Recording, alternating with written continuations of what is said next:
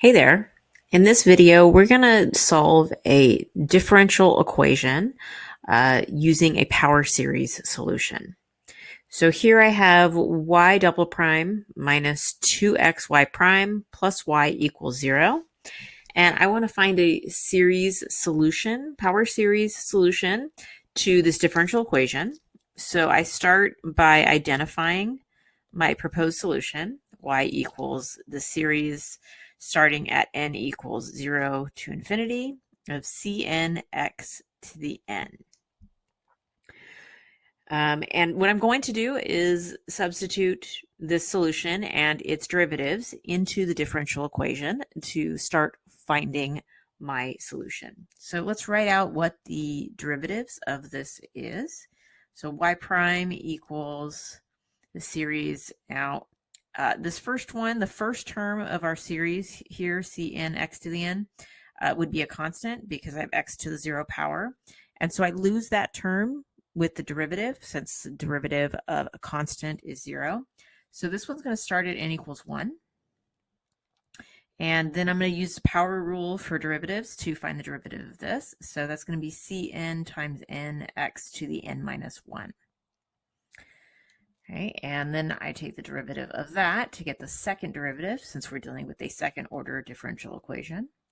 Once again, the first term of the first derivative is a constant, so this second derivative is going to start at n equals 2 and go to infinity. And using the power rule again, I get Cn times n minus 1 times x to the n minus 2. So to take those derivatives, I'm just taking the exponent, multiplying it out front, and then subtracting 1 for the new exponent. Okay, so there's my solution and its derivatives. I'm going to substitute them into the differential equation and then work to combine them into a single series. So the equation starts with the second derivative. So I have the series from n equals 2 to infinity of Cn times n minus 1 x to the n minus 2.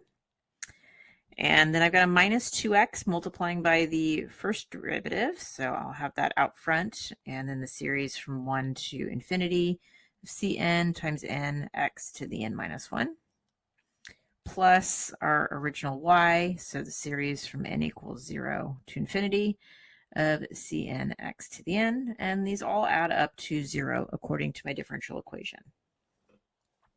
Okay, so the first thing I want to do is simplify any powers of x that are multiplying by my derivatives. So I have this x multiplying by the first derivative. I can combine the exponents. X to the 1 times x to the n minus 1 is going to simplify to just x to the n. So I'm going to rewrite this. I know this is a little labor intensive, but it helps us not make mistakes. I'm going to rewrite this whole thing and just combine those. And as you do a few of these, you might feel comfortable to skip that first step that we wrote out and just go ahead and combine those powers of x. You just want to make sure it's clear in your work what you're doing. Okay, so I'm going to move the 2 inside of the series just so I don't forget about it. And so this will be inside of this middle series is 2Cn n x to the n. And then no changes anywhere else when I rewrite this. Okay. So the next thing I want to deal with is the powers of x. When I combine all these series, I want them all to have the same exponent on their x so that I can factor that out and focus on the coefficients for each term. So I'm going to do a substitution to make that happen. In this first one, I'm going to just look at whatever the exponent ended up being on x, and I'm going to replace it with k. So here, k equals n minus 2. And I'm going to swap out all of the exponents for all the x's for k in all the series. So the next one just is x to the n, so I'm just going to replace n with k, and the same thing with the last one. Okay, and so after I've done the substitution, all of my series will have an x to the k in them. In the first series, when I start this, this one normally originally started out at n equals 2. If I plug that 2 into my substitution, k equals n minus 2, I get 2 minus 2 or 0. So the starting k value will be 0 here. And then if k equals n minus 2, then that means n is equal to k plus 2, if I just add 2 to both sides of this equation. So in the nth term, all of the n's are going to get replaced with k plus 2. So Cn becomes Ck plus 2, and then times k plus 2, times k plus 2 minus 1, which is k plus 1, times x to the k. Okay, so that took care of my power of x there, and I'll move on to the next series. So minus the series from k equals 1. Nothing changes here except for the n's become k's. So 2ck times k x to the k. Plus, and same thing with this one, k equals 0 to infinity of ck x to the k. And all of this still adds up to 0. Okay, so we're looking good. When I get these combined, I'll be able to factor the x to the k out. To combine them now, the only thing standing in my way is that they don't all start at the same initial value. The first and the last one start at 0, the middle one starts at 1. I want them to all start at the same value, and so to make that happen, I'm going to extract values from the ones that started an earlier value. So the first and the last ones start earlier at k equals 0. So I'm going to pull out that 0 term, and then I can say that they all start at 1. Okay, so for this first one, I'm just going to do a little scratch work to figure out what that first 0 term is. So plugging in k equals 0 to the first series, I'm going to get C2 times 2 times 1. So that's 2 times x to the 0. So the first term is 2C2 on that one. And I only need to pull out the first one. I just need to start at k equals 1. And then I go to the last series and the same thing. This one's just going to be C naught x to the 0. So I just get a C naught for that one, or C sub 0. Okay, so those are the terms I'm extracting. And so I'm going to write them out front. So C sub 0 plus 2C2 plus, and now I'm going to write all 3 of these series as a single series that starts at k equals 1. And when I combine these, I'm going to factor the x to the k out and put it at the end.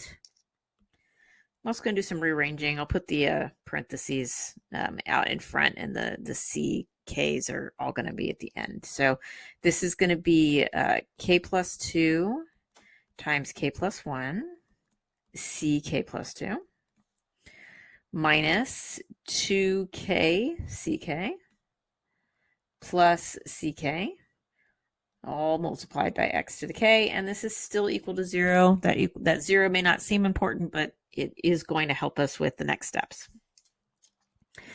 Okay, so looking at this, I have a couple of like terms. Condensing this as much as possible is helpful later. So these ck terms, I'm going to go ahead and combine by factoring out the ck. And I'll do a little bit of scratch work off to the side here.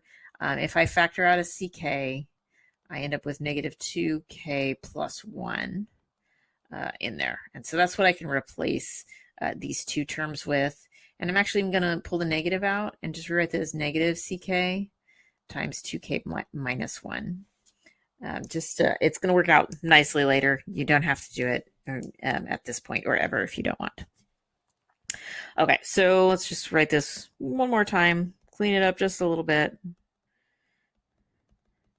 Okay, so I've got the C naught plus 2C2 plus our series k plus 2 times k plus 1, ck plus 2, minus 2k minus 1 times ck, all multiplying by x to the k. And it's not going to get much nicer than that at this point. And now I'm going to use that equals 0 on the right side to start finding my terms of the series. These are going to feel a little weird. We're just going to find some of them. They are infinite series that are solutions to the differential equation. So we're going to find the first, say, 4 or so of these of each type, because we are going to end up with a couple of types. Since there's no initial conditions here, I'm going to have some unknowns in my final answer, which is normal when we don't have initial conditions. We usually have a C1 and a C2 or something like that in the final answer. Okay, so the first thing I'm going to do is focus on these terms I extracted from the series. So they're like terms, they're both constants, they don't have an x in them at all. And so these have to add up to 0. Like terms have to add up to 0 since I have a 0 on the right side of this equation. And I don't have any initial conditions to help me with finding specific values. So the best I can do is reduce the amount of unknowns I have. And I'm going to do that by solving this for the higher constant. So the C2, if I solve this equation for C2, I'm going to subtract C naught and divide by 2. So C2 is equal to negative 1/2 C naught. I'm going to try and write as many terms as possible in terms of C naught in my final answer. That's the most I can get from those extracted terms out front when I don't have initial conditions.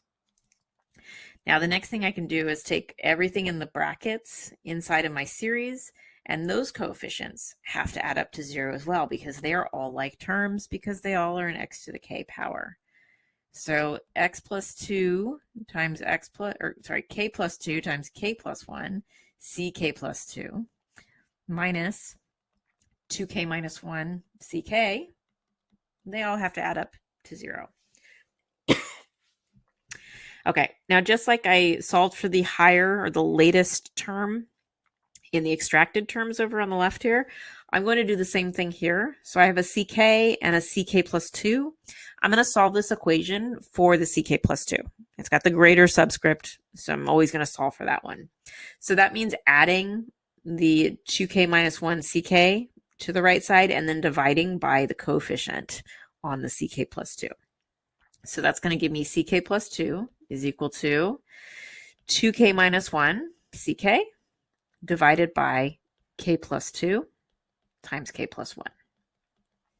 And this is important. This expression, this recurrence relation is what we call this, which allows us to use previous terms to get a later term in the series, is only valid for the k values starting where our series started. So this combined series starts at k equals 1. So this recursive relation is valid for k equals 1, 2, 3, and so on.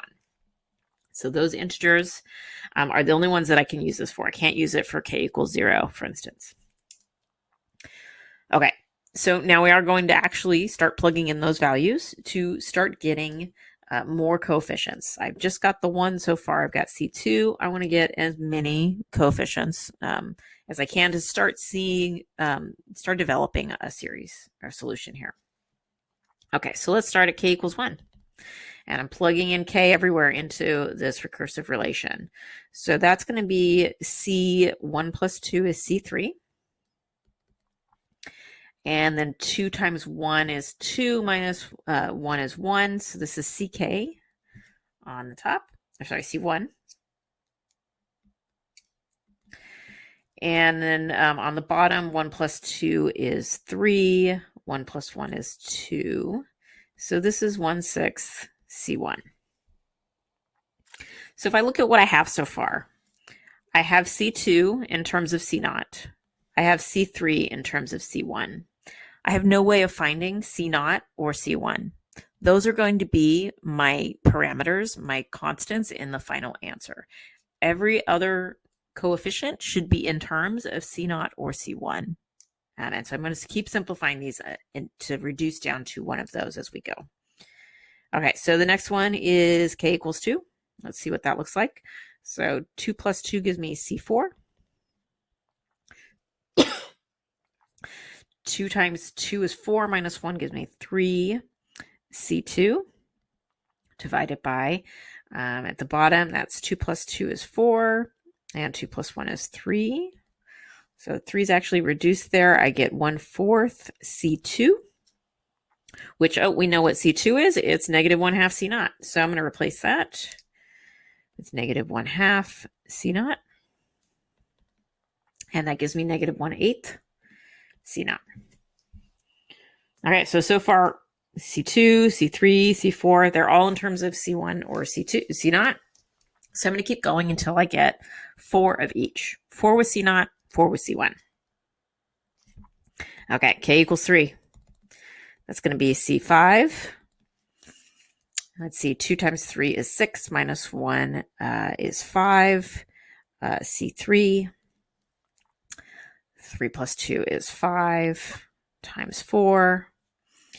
So that's going to be 1/4 times C3, which C3 is 1/6 C1. So that gives me 1/24 C1. Okay, let's do a couple more. K equals 4. So that's going to be C6.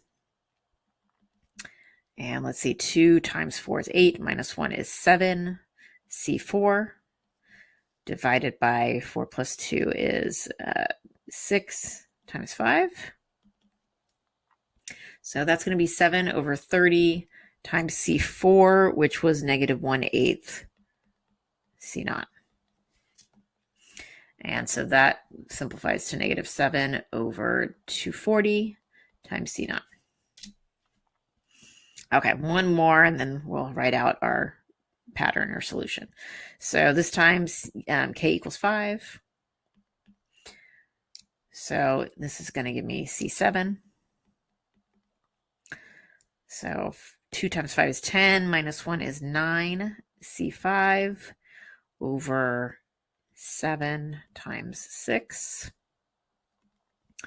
So let's see, that'll be 3/14 if I reduce the 9 and the 6 there, times C5, which C5 is 1/24 C1.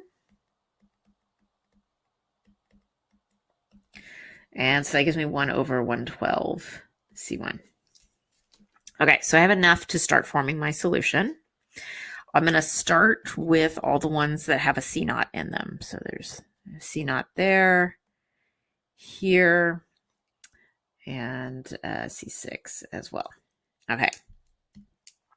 So Y equals, I'm going to factor the C0 out of all these terms. So it's just hanging out front.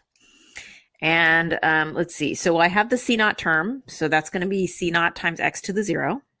Our subscript on our C's are what tell us the power of x that should be multiplying by it. So for the first one, for C0, it's x to the 0. And then the next one that has a C0 in it is C2. So that's going to be minus 1/2 x squared, since that was C2. The next one is C4. So that's going to be minus 1/8 x to the 4th. And then the last one was C6. So that's minus 7/240 x to the 6th. And then I'm going to stop there. And so I'll put plus ... to indicate that this pattern continues. Okay, then I'll close off those brackets. And now we move to C1. And I want to find all of the coefficients that have a C1 in them. So there's the C1 itself. And so that's C1 times x to the 1st. So times x in parentheses there. And then let's see, I have C3 had a C1 in it, C5, and C7.